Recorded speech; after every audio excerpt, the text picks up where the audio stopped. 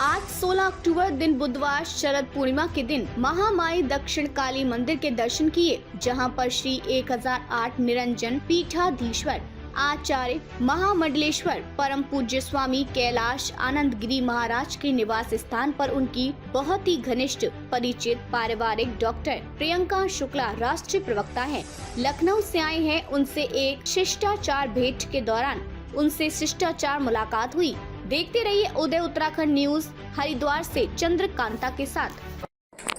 नमस्कार, मैं चंद्रकांता उदय Uttarakhand news channel से फिर दोबारा जुड़ चुकी हूँ एक बार आपके साथ दोबारा एक नई खबर के साथ। में इस वक्त मैं यहाँ पर हूँ जहाँ हमारा ये चंडीघाट है और वहाँ पे हमारे दक्षिणेश्वरी काली मंदिर है। उसके ही जस्ट बगल में हमारा एक प्रांगण है जहाँ पे कैलाशानंद गिरी जी हमारे जो 1008 महामंडलेश्वर जी हैं उनके हम निवास स्थान पर विराजित हैं।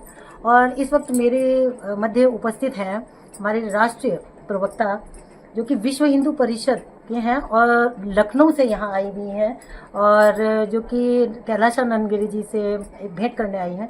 तो आइए मैं उनसे मिलवाती हूँ। और हाँ जी मैम, आपका उदय उत्तराखंड न्यूज़ चैनल में बहुत बहुत स्वागत है मैम। धन्यवाद आपका बहुत बहुत चंद्रकांता जी। मैम, आप जैसा कि आपने आप यहाँ कैलाशानंद जी से मिलने आई हैं, तो आपका क्या प्रयोजन है? आप इतनी दूर से वहाँ से मिलने आई हैं और आप हरिद्वार में आई हैं, तो आपको यहाँ पे क्या अच्छा लगा और कैलाशानंद गिरी महाराज जी से मिलने का क्या प्रयोजन है? जिससे देखिए, कैलाशानंद गिरी जी गुरुदेव हैं, महाराज है, मेरे अच्छे संबंध है पारिवारिक उनसे। और काफ़ी समय से गुरुजी बुला रहे थे, मैं आ नहीं पा रही थी। नवरात्र के बाद पहले तो मैंने उन्हें बुलाया, लेकिन उनकी साधनाएं चलती हैं और हमारा भी शक्तिपीठ है रामपुर में, तो हमारी भी साधना चलती है। 9 दिन मैं वहाँ व्यस्त रही। उसके बाद गुरुदेव का यहाँ पर फ़ोन पे मेरी वार्ता हुई, तो उन्होंने कहा उनका एक यज्ञ पूरा एक बहुत बड़ा महायज्ञ पूरे रात वो करते हैं।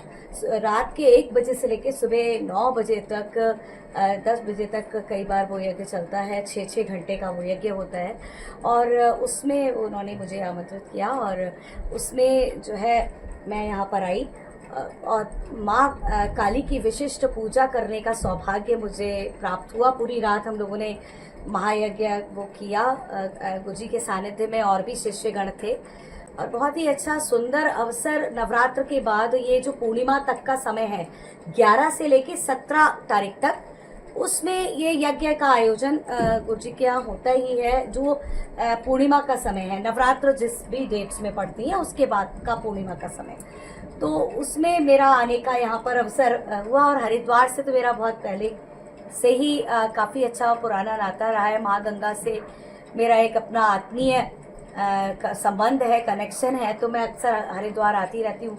उत्तराखंड से मेरा लगाव है और गुरुजी से मेरा पहले से ही संबंध है। तो आज मैं इस अवसर पर इसीलिए जो है आई और महाआरती के साथ हम लोगों ने यहाँ भोग ग्रहण किया और यही सब हम लोग का प्रयोजन है। बस पहली बार आप आए हैं यहाँ पर मैम?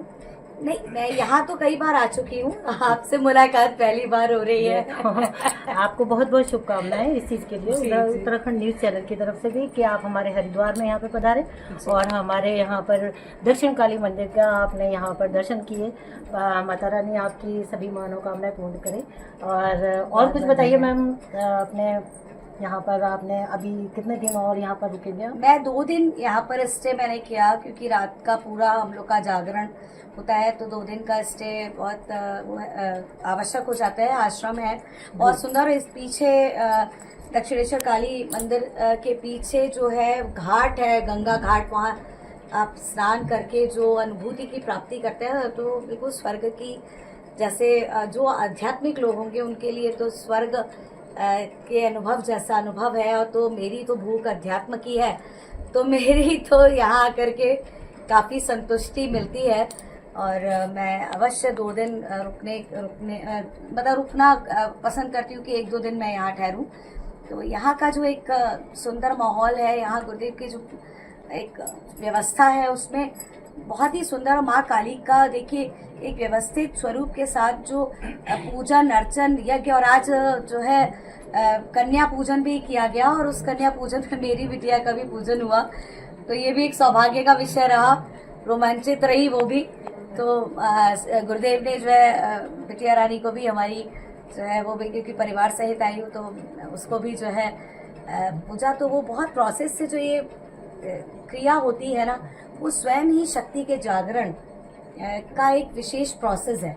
तो वो जो एक प्रक्रिया है, उससे निश्चित तौर पर हर सनातनी अगर आए, जुड़े हर शक्तिपीठ पे, चाहे वो कहीं भी जाए, वो जरूर जाएं और जाकर के शक्ति को जागृत जरूर करें, ताकि उनके अंदर की जो 9 दिन की ऊर्जा है वो पूरे 6 महीने तक कार्य करे, फिर 6 महीने बाद फिर उसको रीजनरेट करे।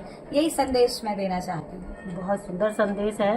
एक महिमा जो माँ की होती है 9 दिनों में जो देखने को मिलती है, और आप इतनी कम उम्र में सनातन को आप जो प्रचलित करके और रख रहे हैं उसको, ये बहुत जरूरी है आज के समय में, क्योंकि सनातन धर्म को रखना, अपना उसको संभाल कर रखना, और इन सब चीज़ों के लिए आपने इतनी कम उम्र में जो ये साधना करने का और वो बनाया है, इसके लिए बहुत बहुत आपको शुभकामनाएं और बहुत बहुत धन्यवाद आपका मैम। आपको आगे के लिए आप कुछ संदेश अपने हमारे ये हरिद्वार में आप आए हैं तो हमारी महिलाओं को या के लोगों को या किसी और चीज़ के लिए आप कुछ संदेश हमारे चैनल के माध्यम से देना चाहते हैं तो आप दे सकते हैं। बिल्कुल, मैं ये कहूँगी कि सनातन धर्म के लिए तत्पर रहें और सनातन को अपनाएं। ये फेक मॉडर्ननेस की तरफ ना भागे, सनातन के साथ आधुनिकता को अपनाएं। जिस तरफ हमारा देश जा रहा है, जो सनातन परंपरा है, उसी तरफ हमारी महिलाएं चलेंगी तो हमारी आगे आने वाली पीढ़ी इस सनातन धरोहर को संभाल सकेगी। वरना ये सनातन धरोहर धीरे धीरे सनातन कहना भी मेरे ख्याल से बच्चों को भूल जाएंगे, याद नहीं रहेगा क्या है ये सनातन, पुरातन ना हो जाए। इसके लिए आवश्यक है कि नित्य साधना आराधना के साथ सनातन धर्म के प्रति तत्पर हो। हर वो महिला जो हिंदू है और धर्म को मानती है, वो अपनी पूर्ण रूप से अपने संस्कारों और सभ्यता के साथ सनातन धर्म का प्रचार प्रसार करे, ताकि हम अच्छी एक समाज की और राष्ट्र की स्थापना कर सकें और हिंदू राष्ट्र घोषित करने में सभी का योगदान। मैं चाहूंगी कि महिलाएं ये सबसे आगे आए, इनिशिएट लें और हिंदू राष्ट्र जल्द से जल्द घोषित हो।